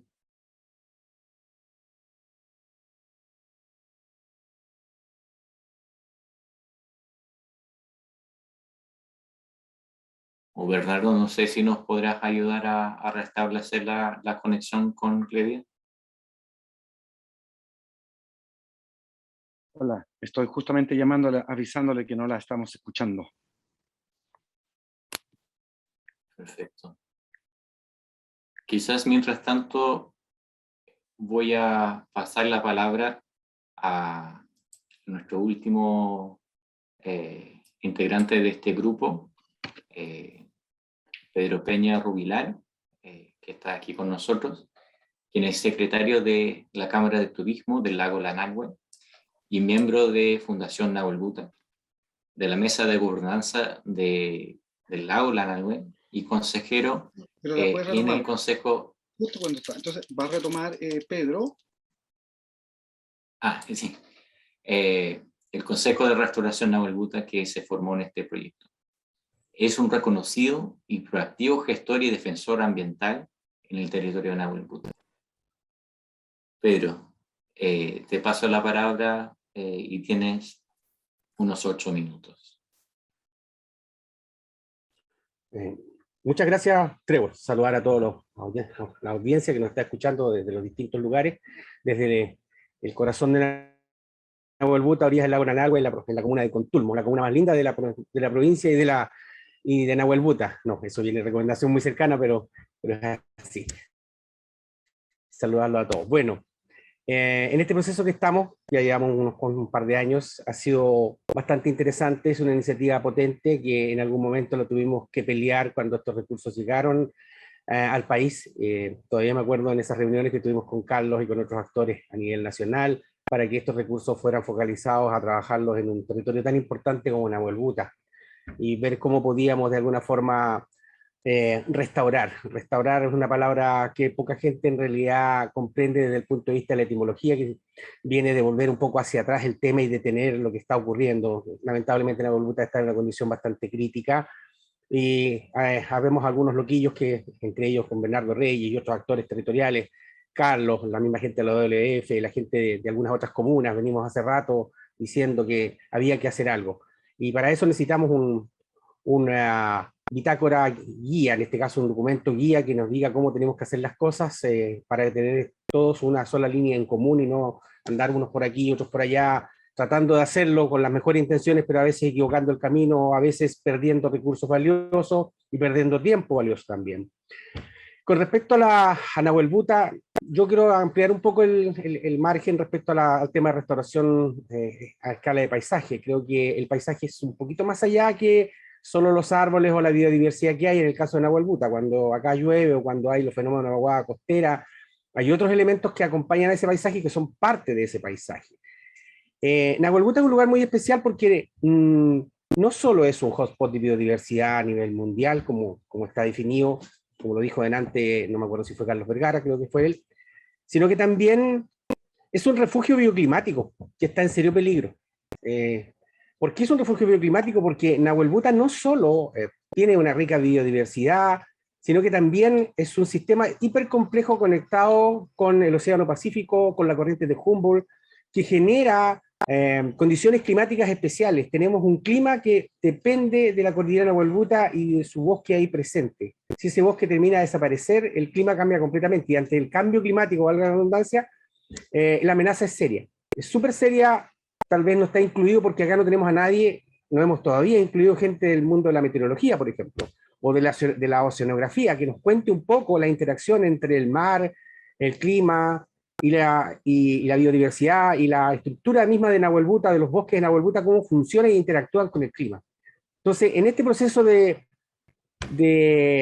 monitoreo de la restauración, debemos incluir algunos otros factores, a mi parecer. Creo que no solamente tenemos que quedarnos en monitorear cómo ha habido la evolución de la recuperación de espacios para plantas, para el ecosistema, para recuperar los propios servicios ecosistémicos que vamos a tener que monitorear, y uno de esos servicios ecosistémicos tiene que ver con el agua, que es fundamental. O sea, ya lo vivimos en Nahuel Buta. El tema que ocurrió con las araucarias es parte de eso. O sea, tenemos una especie milenaria, millones de años sobreviviendo en este refugio bioclimático, que quizás cuántas veces ha refugiado la vida ante cambios muy bruscos y potentes a nivel de naturaleza. Nosotros no estábamos aquí, pero pareciera ser que hay antecedentes de que han habido grandes cataclismos donde la vida se ha refugiado acá, porque es realmente una verdadera arca de Noé, por decirlo así, desde el punto de vista bioclimático. Y hoy en día, una vez más, ante el cambio climático, una tremenda amenaza, podríamos tener una vez más esta isla que los pueblos originarios lo tienen súper claro cuando ellos hablan de Chetchen y Caicay, de estos cerros que los protegen ante grandes cataclismos. Un pueblo que lleva 10.000, 15.000 y a lo mejor 20.000 años en este territorio, no tal vez el mismo pueblo, pero sí pueblos originarios que aquí existieron. Y nosotros estamos recién llegados. Entonces nuestra acción, más una serie de fenómenos externos a nosotros, pero que nos golpean fuerte, son parte de la afectación que tenemos en Nahuel Buta. Y nosotros lo que estamos tratando de hacer es ahora reparar un poco y rehabilitar, y con eso también un proceso de entender más profundamente desde los conocimientos locales, pero también desde la academia, desde la expertise de las instituciones, desde la administración pública, para cómo conjugamos esfuerzos que esto resulte y funcione, porque no nos queda mucho tiempo, lamentablemente, y eso es preocupante. Y todas las comunas aledañas a Nahuel Buta, que son bastantes acá en la región del Biobío y en la región de Mayeco, en la región de la Araucanía también, dependen de Nahuel Buta para sus recursos hídricos. No solo dependen para el tema de la biodiversidad, que es fundamental, ni para el tema del paisaje, que es fundamental también. Pero tenemos que ser capaces de, así como lo dijo Pablo en su momento, mirarlo desde el satélite, y ahí vamos a ver el conjunto completo de las interacciones que se suceden. Y ahí nos falta un poco más de apoyo de algunos actores de la academia, pero también tenemos la realidad local y el conocimiento empírico local de quienes han vivido toda la vida en este territorio y tienen un conocimiento ancestral que es valioso incorporarlo en este proceso de restauración, porque ellos nos pueden ir diciendo si las cosas se están dando más o menos parecidas a la memoria histórica que tiene cada uno de los habitantes del territorio. Ellos mejor que nadie, mejor que el mundo científico, porque lo vivieron empíricamente, lo conocen. ¿Ya? Un minuto, me dieron 8, tomé cronómetro, voy en 5 minutos 37, por favor. Quisiera dar ya, pero un poco igual más me de voy a tiempo a acotar. Cledia también. Ya, vale, no hay problema, no tengo ningún problema. Pero entonces es importante, y para seguir cerrando, es importante incorporar a las comunidades. Súper importante, porque hay que darle la pertinencia, porque ellos se sienten hoy en día empoderados, se sienten parte del problema, pero también quieren ser parte de las soluciones. Y trabajar en conjunto va a validar este proceso que pasa por un tema administrativo a nivel de gobierno regional, y que muchas veces estas iniciativas como que chocan un poco con la gente, pero si se les hace participativo, lo entienden, lo valoran, lo cuidan, lo protegen, y la cosa avanza. Eso, gracias a todos. Gracias, Pedro, y gracias por entender. Justamente, Cledia, quisiera volver a pasarte la palabra para que los temas de conexión no cortaran tu inspiración. Bueno, lo que le iba contando, que de las empresas no hay un verdadero compromiso hacia la gente que se ha dedicado toda una vida a recolectar. Entonces, a nosotros como recolector y la gente que recolecta y que no está agrupada, nos gustaría que hubiera un compromiso de las empresas a dejar esos lugares protegidos como alto valor de conservación, porque ellos nos tienen identificados lugares, pero no hay una protección. Y a nosotros nos gustaría que hubiera los lugares de recolección que fueran permanentes, que no fuera, te cuido esta temporada y el otro año te lo destruyo, como es el tema de los mutillares, porque el tema de los mutillares nos dicen, este año podéis recolectar y el otro año ya no, porque se va a hacer una cosecha y se va a destruir. Entonces a nosotros nos gustaría que quedaran lugares permanentes para mucha gente que se dedica a recolectar y que no tenemos un sueldo.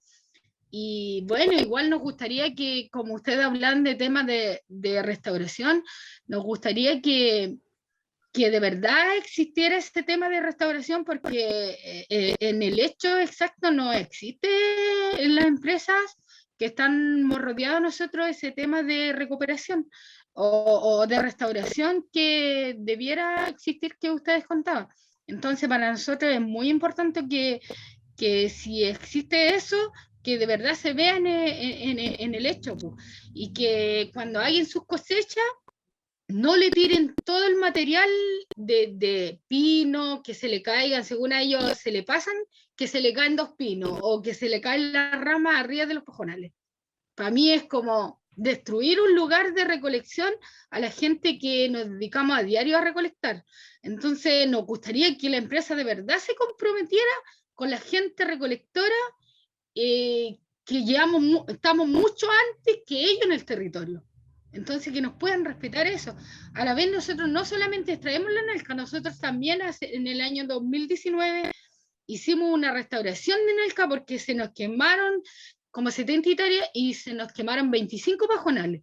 Y nosotros pudimos hacer una restauración, no la empresa no nos propuso eso. Nosotros como recolectores le propusimos a la empresa que hiciéramos esa restauración para que ese pajonal volviera a producir y pudiera haber nalca para que familias puedan alimentarse del producto que da la tierra.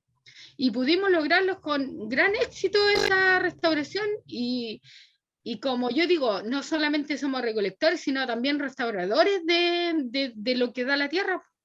Y eso me gustaría que quedara como bien claro, que nos puedan proteger, que no sea un año te protejo y el otro año no. O sea, que quede permanente, que quede como firmado algo que no los puedan destruir los lugares de recolección, que recolecta mucha gente. Yo creo que dentro de acá del territorio hay mucha gente que se dedica todavía a los productos que da la tierra, y ustedes pueden degustar, no sé, el de la naica, la mutilla, el maqui, y es todo recolectado de gente recolectora como yo. Eso es como mi opinión que yo podría dar en representación de toda la gente que se dedica a la recolección. Muchas gracias, Cledia. Son temas muy importantes, o sea, tener esta pertenencia local al trabajo de restauración y poder tener la forma de seguir impulsando estos procesos. Ahora, quisiera pasar a poder ver lo que ustedes han estado consultando, preguntando durante el tiempo de estas presentaciones. Han ingresado consultas, y para pasar a revisar un poco de estos, quisiera pedir a Bernardo Reyes que nos guíe en estas reflexiones. Bernardo es ecólogo de formación y actualmente el presidente de la Fundación Nahuel Buta, institución que junto a otros convocados por el Comité de Iniciativa de Nahuel Buta impulsan la protección y restauración del patrimonio biocultural de la cordillera Nahuel Buta a través de distintas iniciativas, proyectos, fortalecimiento de organizaciones ciudadanas, de recolectores, educación ambiental. Entre muchos otros roles que tienes, Bernardo, incluso como parte de este proyecto. Te paso la palabra para unos 10 minutos para que nos pueda guiar en estos temas.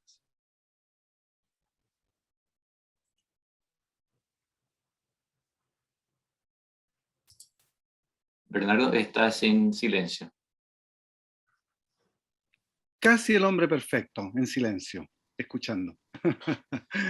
Muchas gracias a todas, a todos por acompañarnos en este hito que marca el lanzamiento de una guía de monitoreo, que como ya se mencionó, es la primera guía de monitoreo que se establece en el país para acelerar el proceso de reflexión, de consolidación, de sistematización de la información y orientar los procesos de toma de decisiones para que estos sean consonantes con los esfuerzos que uno quiere lograr y así asegurarnos que se va generando una acumulación de conocimientos, una integración de conocimientos y una divulgación de estos conocimientos de tal forma que la restauración comience a ser parte de un proceso también cultural, que se establezca una cultura de la restauración a partir de una reflexión colectiva y amplia. El hecho de que sea una guía comunitaria, como han destacado varios de los autores, de las personas que han comentado anteriormente, es importante. Yo no he podido ver todas las preguntas que están haciendo, vi que algunas de ellas tenían referencia a la protección del suelo, porque efectivamente uno de los temas centrales de la restauración parte en el suelo, cómo protegemos, ¿no?, el suelo de la exposición tanto de los factores erosivos como el sol y el viento, pero también la radiación ultravioleta. Y había, por parte de Jorge Neumann Puga, planteaba el tema de control de erosión y el efecto que puede lograrse con la hidrosiembra, una de las tantas técnicas que se integran a los procesos de restauración, particularmente en suelos, en ladera y particularmente en laderas bien empinadas, que quedan descubiertas después de un proceso de cosecha de una plantación forestal o de una intervención por caminos, o lo que se le reconoce normalmente como habilitación de tierras para la agricultura. Carlos me decía acá por el mensaje interno, es que estaba chequeando y que la mayor parte de ella ha sido respondida, así que le voy a pedir a Carlos que si hay alguna que no haya sido respondida la pueda dirigir al anfitrión. Había una que estaba dirigida justamente al colega de CONAF, que estaba presentando la experiencia en Torres del Paine, y la pregunta era si en esas 300 y tantas hectáreas donde hubo un trabajo intenso de restauración activa, había exclusión o no de ganado, por ejemplo, debido a que por lo menos en Nahuel Buta lo que hemos visto que los procesos de restauración, un factor que ha estado afectando bastante cada una de las iniciativas es la presencia de ganado. Se cortan los cercos que se establecen y el ganado vuelve a entrar y hay un remoneo permanente, una fuerza que hace retroceder los procesos de restauración. No sé si podría referirse a esa respuesta el colega de CONAF, si está todavía con nosotros. Sí, acá estoy. Bueno, originalmente estaba en una de las láminas de la presentación, porque, bueno, en uno de los sectores donde estamos haciendo trabajos de restauración, que es el área de Laguna Verde, dentro del Parque Nacional, efectivamente tenemos problemas con el ingreso de vacunos de un vecino. Y esa plantación en particular tenía también la utilización de estas protecciones. ¿Ya? Esa plantación que se ejecutó el año 2019, nosotros la visitamos el 2020 y la verdad es que era un total desastre. ¿Ya? El ingreso del vacuno efectivamente significa un retroceso importante en las acciones de restauración ecológica. Ahora, dentro del Parque Nacional obviamente no se permite el ganado, por lo tanto está excluido per se, pero de todas formas hay ingreso esporádico, que no es tampoco tan frecuente, pero una vez que lo logra hacer, puede dejar efectivamente una superficie, una área que se trabajó en términos de restauración bastante afectada. Gracias. Estamos viendo el mismo efecto en varios de los parques, ¿no? En el Parque Nahuel Buta, más explícitamente, hay muchas zonas donde hay ingreso de ganado y es muy difícil, dado los recursos con los que cuenta CONAF, uno, para restablecer los cercos, y dos, para poder hacer un trabajo con los vecinos, porque nuestros vecinos, al final, la comunidad, es la que tiene que involucrarse en este proceso de proteger los parques y proteger las zonas de restauración.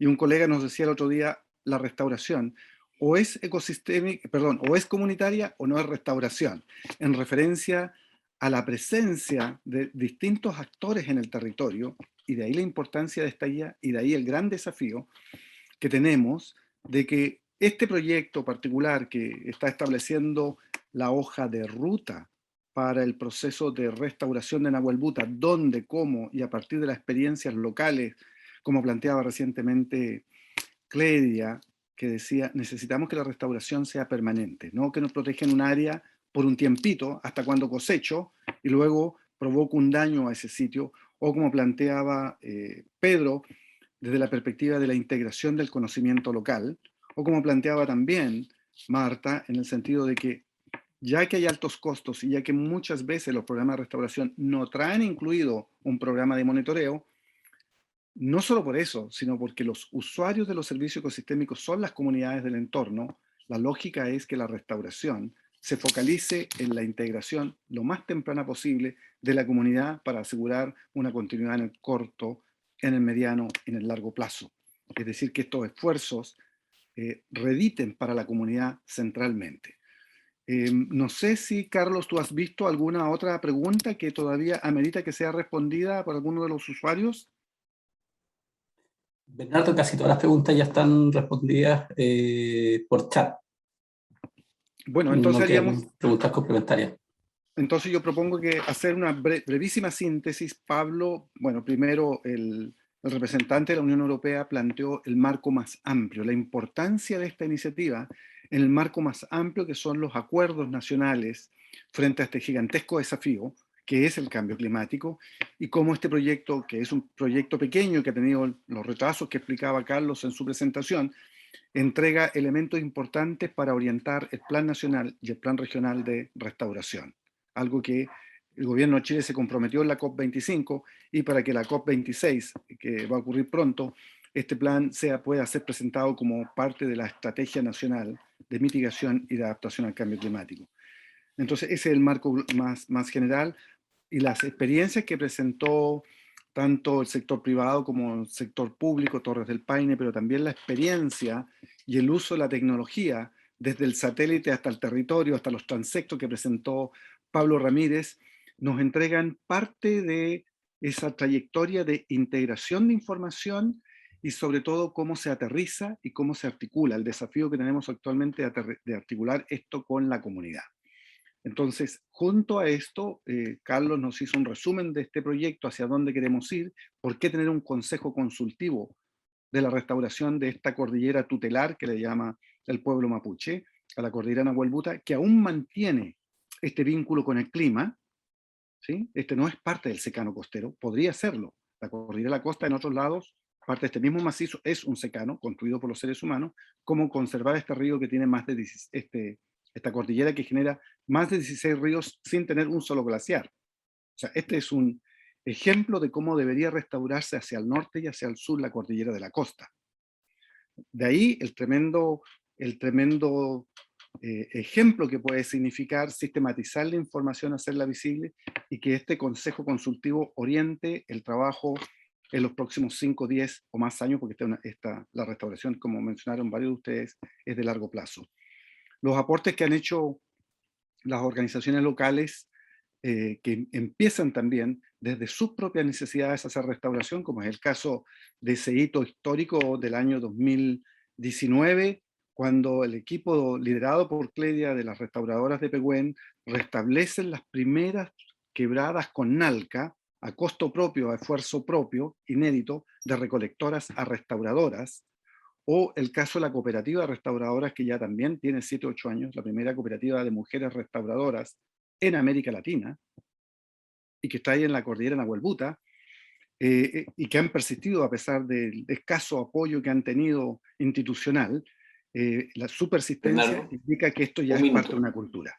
Entonces, bienvenida a esta guía, como decían todos, porque es parte central para este proceso de aprender y focalizar los esfuerzos hacia el futuro.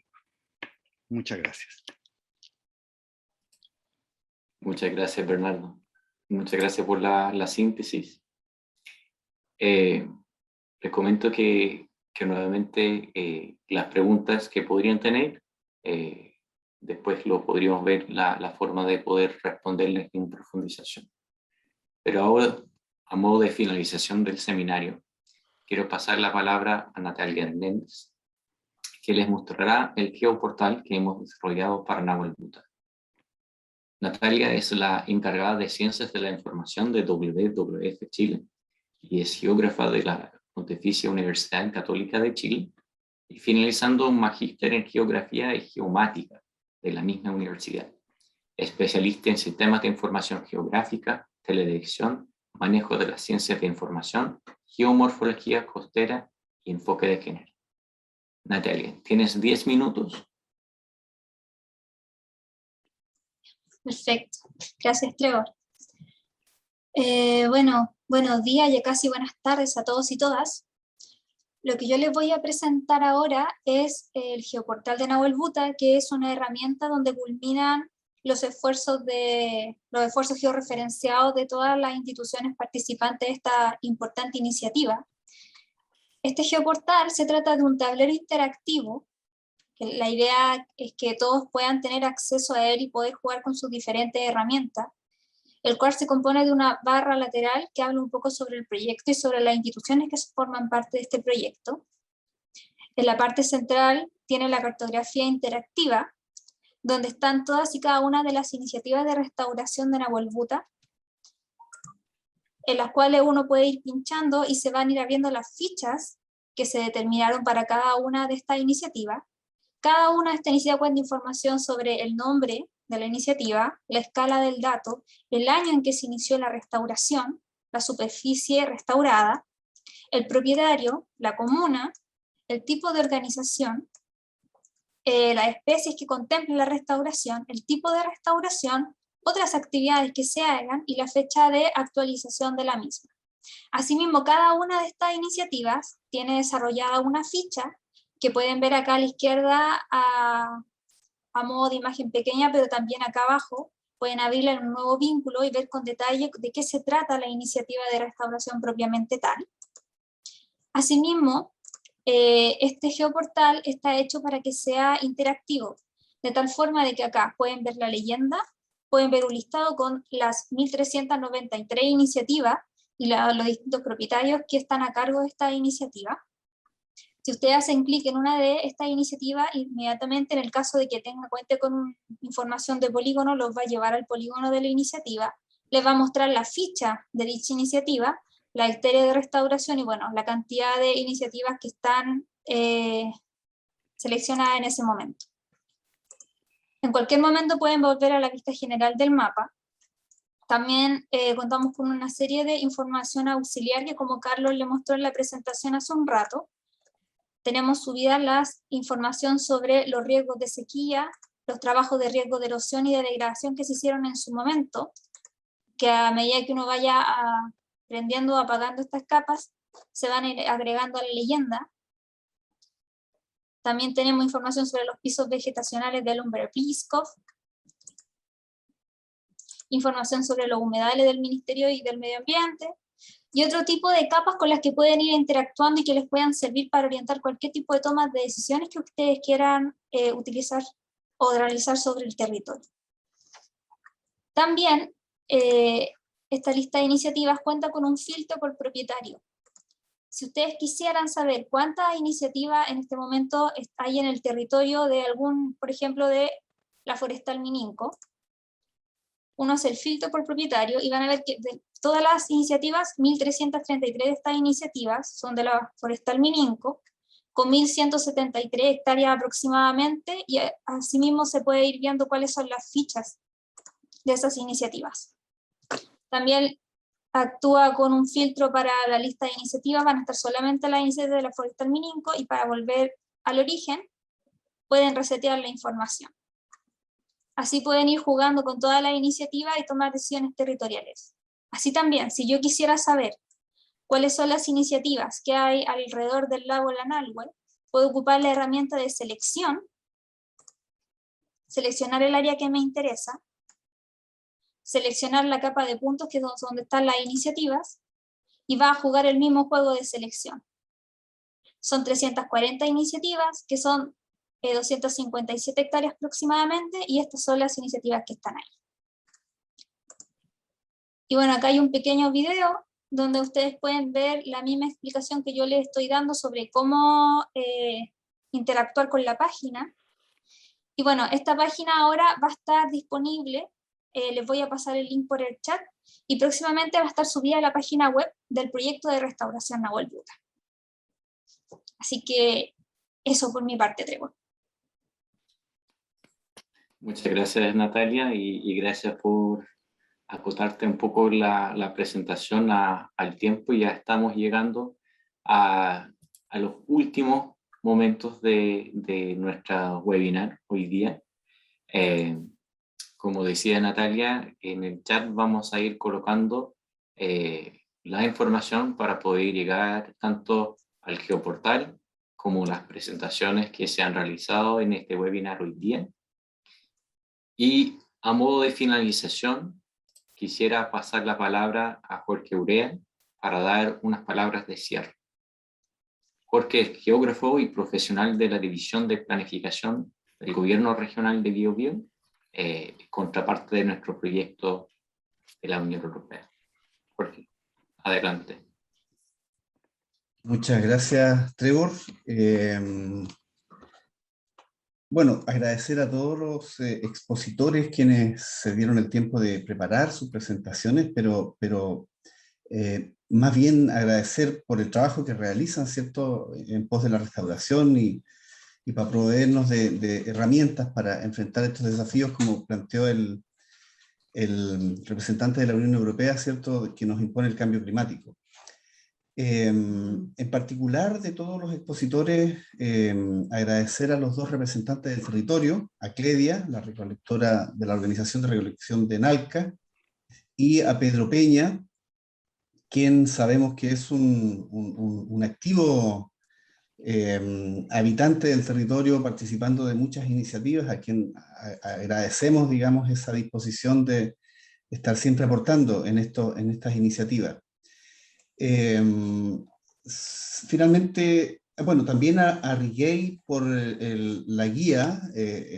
Se requiere, ¿cierto?, mucho trabajo para hacer cosas simples, ¿no? Y eso es muy meritorio. También al portal, ¿cierto? Ahí lo tenemos. A Natalia y al equipo probablemente que trabajó en eso, para también darnos un portal accesible y que nos entregue información para la toma de decisiones. Por supuesto, agradecer al conductor, a Trevor, quien ha cumplido muy bien con su tarea. Estamos terminando muy a tiempo, así que también gracias, Trevor.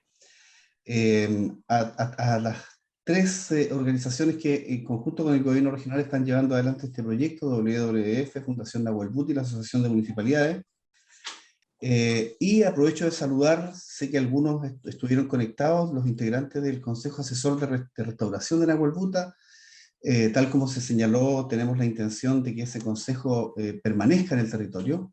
Existe la posibilidad de que se incorporen nuevos integrantes, eso está así establecido, así que cuando haya una manifestación de interés, no les quepa duda que nosotros también nos vamos a alegrar mucho de poder ir consolidando eso con el aporte de nuevos representantes.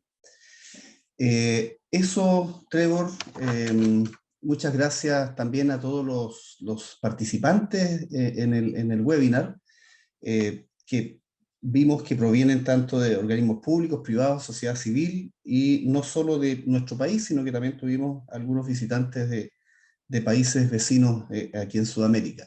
Así que a todos muchas gracias, y no sé si Carlos finalmente dará un anuncio, pero tenemos otra actividad programada para fines de este mes, que se las vamos a comunicar también oportunamente. Muchas gracias a todos. Muchas gracias, Jorge. Y efectivamente tenemos otra actividad al final de este mes de septiembre, el 29, donde vamos a estar con un seminario sobre el trabajo de restauración aquí en la cordillera Nahuel Buta y también a nivel nacional. Muchas gracias a todos por su participación hoy día. Esta jornada se pasó para compartir y escuchar sobre los procesos de restauración y monitoreo a escala de sitio. Y con esto damos cierre a nuestro webinar.